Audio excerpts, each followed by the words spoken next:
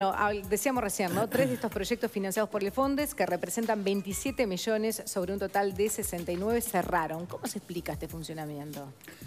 A ver, el Fondo de Desarrollo hay que contextualizar en el momento que nace. Nace por decreto en la administración anterior. Surge a partir de un contexto político y económico diferente al que tenemos hoy. Y básicamente tiene como objetivo el financiamiento de aquellas empresas, muchas de ellas paradigmáticas en la historia del país, que sus trabajadores venían resistiendo, en algunos casos desde hacía muchos años. En vidrio, por ejemplo. FUNSA, ¿no? FUNSA es otra, claro. Con una clara actitud de preservar esas unidades productivas. Algunas de ellas no solo paradigmáticas, sino con un enclave local que es la vida o la muerte de un pueblo. Metzenicena, Olmos. Claro. En un momento determinado, Empalme Olmos era una gran olla popular. Lo viví. Textil Puerto Sauce. Hoy estamos viendo el problema de Fanapel. Juan Lacase tiene 2 fuentes de trabajo, históricamente. Fanapel y la textil. Es evidente que en el contexto en que se dio la aprobación del Fondes, primero se acudió a asesorar y elaborar proyectos que financiaran a aquellos emprendimientos. Y es efectivamente cierto que estaba en vidrio, estaba FUNSA, que estaba la textil Pailana de Paysandú, estaba la textil Agolán de Puerto Sauce. Había una serie de emprendimientos que tenían esa característica. Con ese objetivo nació, por distintas circunstancias, en algunos casos porque objetivamente pudieron existir problemas de gestión. O sea, los trabajadores tenían muy buena voluntad de emprender. ¿No hay un estudio de factibilidad para otorgar? Sí, los hay. Y en todos ellos... ese análisis de viabilidad debe tener que ver con el mercado que estabas diciendo. Exactamente.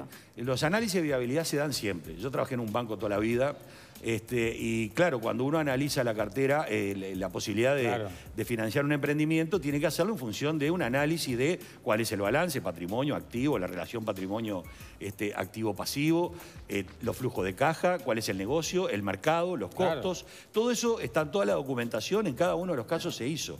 El punto es que yo le voy a poner un ejemplo. Hoy Olmos es una de las que todavía funciona. Nosotros, por ejemplo, ahí llegamos a un acuerdo porque los propios trabajadores de la cooperativa nos plantearon la necesidad de que los ayudáramos con la gestión. A través de un fondo de asistencia contratamos un gerente a partir de lo que fue la decisión de los propios trabajadores. Se tomaron una serie de medidas, se mejoró muchísimo el tema de costos. Hablamos con la Facultad de Ingeniería, con la UTE, para buscar eficiencia energética. O sea, estamos tratando de apoyar con asistencia de todos lados. ¿El punto cuál es? Con los Kirchner había proteccionismo. Venía Macri, se supone que era apertura de frontera. Duró dos semanas, porque el lobby de las grandes empresas competidoras en materia sanitaria y cerámica en Argentina, barreras no arancelarias, provocaron que hoy no entre un water. Y Ferrum, que es la principal empresa argentina que compite con Metzenicena, hoy CTC Olmos, está metiendo en nuestro mercado por debajo del costo, compitiendo con Olmos acá. O sea, no nos dejan allá y compiten. Y te parten en el medio acá. Es un caso particular igual, ¿no? Sí, y acá... no, pero tengo otros, ¿no? No, pero el asunto es la generalidad. Cuando hablabas de los bancos, de cómo dan un préstamo, y lo que decías el otro día en la entrevista de Brecha, que prácticamente no paga nadie. Eso no le pasa a un banco cuando analiza una cartera de clientes. Al República. Preguntar al Banco República. No, pero no a este nivel. Fripur cerró hace poquito 48 millones. Ella sola suma varios. Pero digo, acá no es una justificación. O sea, el riesgo siempre se toma cuando se financia. Por eso cuando hablábamos del Banco República, efectivamente, el hipotecario quebró varias veces. A ver, ¿ustedes son conscientes que en el año 2008, con la reforma del Banco Hipotecario que se creó la Agencia de Vivienda, se capitalizó el banco por 400 millones de dólares? Eso no se habló demasiado. O sea, 80% de morosidad. Está bien, un contexto determinado, es así. Pero eso no justifica que tengamos que ser particularmente celosos de evitar ese riesgo. Un fondo de desarrollo en el Uruguay y en el mundo siempre toma más riesgo que un banco, porque un banco, en definitiva, lo que presta es el dinero de sus depositantes. Y el Banco Central es muy riguroso. Cuando no lo fue, nos pasó lo del 2002, ¿no? A partir de ahí se generó toda una serie de batería de normativa adecuada a nivel internacional, Basilea II, Basilea III, que de alguna manera protege el ahorro e impide mayormente la toma de riesgos innecesarios. Ahora, el Fondo de Desarrollo precisamente se crea para financiar o emprendimientos pequeños, micro, colectivos, cooperativas, en otros países empresas. Claro, pero acá lo que se hizo sin demasiado darle respaldo. dinero a trabajadores en empresas que estaban o quebrando o a punto de cerrar o que directamente habían cerrado lo que pasa y había es que que reconstituirla. no es sinónimo quebrar que la unidad productiva no pueda ser recuperada. Y, yo asumo de que muchas veces, y lo decía el propio Mujica cuando ustedes hacían referencia al buque insignia, Mujica en determinado momento dijo, tenemos que revisar esto de dar dinero a fierros viejos. De hecho, Vázquez cuando ingresa... Bueno, se vota una ley. Cuando nos pasan la gestión del Fondes al INACOP, se hace a través de un decreto que nos adjudica la gestión de la cartera ya prestada, la ejecución de los fondos que faltaban ejecutar y el dinero restante se le pasa a la ANDE, porque el Fondes también es para la Agencia de Desarrollo que financia pequeñas y microempresas. Y hasta la ley no tuvimos recursos. Después de la ley, recién casi a fin del año pasado tuvimos algunos recursos más. ¿El problema cuál es? La nueva ley implica una serie de requerimientos que naturalmente se tienen que dar todas las circunstancias para poder ser financiado un proyecto. Algo que se aprendió, no se puede concentrar el riesgo. Sí. Prácticamente 8 o 9 emprendimientos. ¿Cuántas se aceptaron? Una sola, Desde ¿no? que se rediseñó, una sola. Una sola en función de que ya había sido financiada, la Textil Puerto Sauce, se hizo todo un estudio por un ingeniero, una consultora del proceso productivo, se elaboró un proyecto, se pidió un plan de negocio, nombraba un auditor que se puso a trabajar con ellos y están trabajando. Y muy difícil. Con la no nueva, está bien la empresa. Se cayó Brasil. Y son cosas que son difíciles de prever. Y con la nueva ley, Alas Uruguay, ¿se hubiera financiado? Y depende. Yo no conozco no me metí en el análisis técnico de la época. Yo respeto lo que fue el análisis técnico de la época. Pero nosotros lo que hicimos fue ejecutar lo que ya estaba afectado para Alas Uruguay. Entramos en el proceso cuando ya estaban arrendando los aviones, pintando el avión del otro lado. O sea, se tuvo que seguir con ese proceso. Le siguieron dando los préstamos. Se siguieron dando, lo que estaba afectado y comprometido se le siguió ejecutando. No hubo préstamos nuevos, salvo el de la Textil Puerto Sauce. Claro. Lo que está claro es que hay circunstancias que en los análisis técnicos previos de estudio de factibilidad, etcétera, se toman los distintos escenarios y se les estresa, como dicen los economistas, ¿no? Bueno, pero si no pasa esto y si no pasa aquello... No, pero hoy parece estarse haciendo con mayor precisión o exigencias que lo que se hizo en la administración pasada. Hay un marco legal diferente. Es un marco legal diferente. A ver, nosotros por algo se hace eso también. Ahora, también se recibe un tercio de lo que esperaban, ¿no? De 30 millones, 10. Sí, ¿Cómo funciona? Y bueno, yo creo que es parte de lo que es la realidad económica del país. La desaceleración económica implicó, entre otras cosas, que partidas que, vaya si se ha discutido en el presupuesto, luego en la rendición de cuentas, y va a ser el debate ahora. Nosotros no íbamos a ser ajenos a eso. Se nos va a dar en etapas. Se nos dieron 10 millones de dólares, que es lo que tenemos ahí guardado. ¿Y puede funcionar así? Sí, yo creo que sí, porque en definitiva la nueva ley lo que implica, y es lo que vamos a definir ahora, es ser proactivos, es ir a buscar proyectos, es definir, bueno, a ver qué es lo que produce el Uruguay que se puede sostener en el tiempo y que puedan ser gestionados por los trabajadores con determinado tipo de asistencia. El camino inverso. A ver, en el INACOP tenemos más de 200 préstamos otorgados, el índice de morosidad es muy bajo.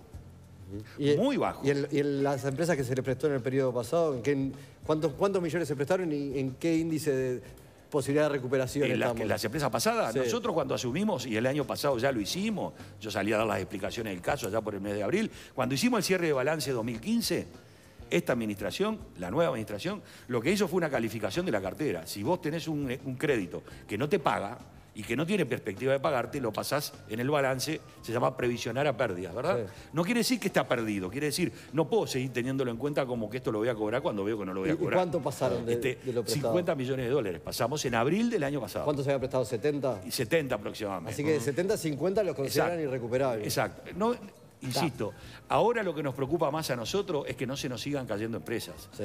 Primero por el problema social que genera. Y segundo, porque la perspectiva de cobrar es si la empresa sigue. Si no sigue, yo les pongo el otro ejemplo. Funza le vende cubiertas, le vendió para el transporte público en Venezuela. Nos pagó la mitad de lo que debía.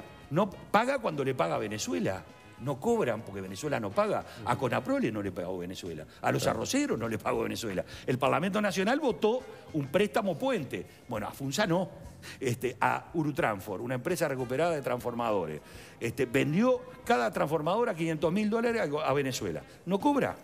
Y se mantiene porque el cliente UTE llama a licitación y son muy buenos haciendo transformadores de gran porte y venden a UTE, pero perdieron el capital. Claro. No tienen quien lo sostenga. Y nosotros no podemos seguir poniendo plata. Ese porque, es el tema, entre otra cosa, la ley regula de que ninguno puede tener más de un 10% del fondo total, que ninguno puede recibir más de un préstamo, salvo un complemento en los primeros 5 años, 2 préstamos como máximo. O sea, hay una serie de limitantes que se ponen a partir de que tenemos que asumir que tenemos que cambiar la manera de cómo administrar hacia adelante. Ahí es donde alguna gente cuestiona el caso de Alasur, por ejemplo. Vos un poco lo explicabas recién, pero lo que dicen es, se veía que la viabilidad, hasta el ministro de Transporte decía que era poco probable que funcionara y sin embargo se les siguieron otorgando hasta 10 millones de dólares durante este periodo. Eso era lo que se estaba comprometido. El tema es que cuando está comprometido y afectado hubo un decreto que nos obligaba a nosotros a seguirlo haciendo. A ver, lo pensamos, ¿qué hubiese pasado si nosotros no hubiésemos cumplido con lo que estaba comprometido y afectado? Que era lo que el decreto nos planteaba. ¿Y cuántos juicios hubiese habido de contratos que se estaban haciendo o que ya se habían hecho? ¿Cuántos rebotaban para el Estado? De hecho, la continuidad de la ejecución de las partidas se dio en el marco de lo que era el préstamo otorgado. Esto quiere decir contraentrega de campaña de publicidad, arrendamiento de hangares, arrendamiento del local en Buenos Aires, el arrendamiento de los aviones. Eran todas obligaciones que tenían que pagar.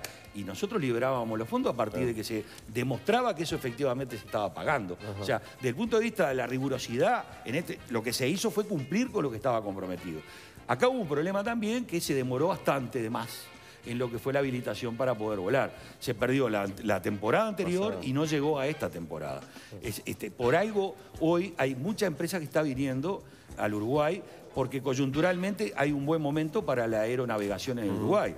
¿Por qué Alas Uruguay podía ser importante? Porque cuando la mano viene para atrás, normalmente dejamos de llegar a España cuando Iberia dejó de volar, por ejemplo. O el puente aéreo, si falta un avión para ir a Misiones, los vuelos de cabotaje de aerolíneas se privilegian por encima de los vuelos al exterior. Es un problema de estrategia país. Entonces precisábamos una empresa bandera nacional también. Claro. Obviamente que eso siempre va a ser discutible. Y yo creo que con el diario El Lunes, con la prueba de que objetivamente se nos cayó, tenemos que asumir que fracasamos. Pero bueno, lo que se trata es no desprestigiar la herramienta. El Fondo de Desarrollo hay que seguirlo manteniendo a partir de utilizarlo, dispersando el riesgo, siendo proactivo, no esperar la demanda, sino decir, bueno, vamos para allá, hagamos llamado, como hicimos para la incubadora cooperativa junto con el Ministerio de Industria, aquellas que se dedican a la innovación tecnológica, nanotecnología, biotecnología. Se presentaron 27 cooperativas, productoras de audiovisuales, biotecnología, y están ahí incubándose a partir de las políticas y los programas que nosotros tenemos. Queremos encarar de esa manera los fondos y estos recursos del Fondo de Desarrollo. Gracias, Gustavo Bernini, muchísimas gracias. Bueno, encantado de estar con ustedes. Muy amable. Buena jornada. Momento de ver cómo está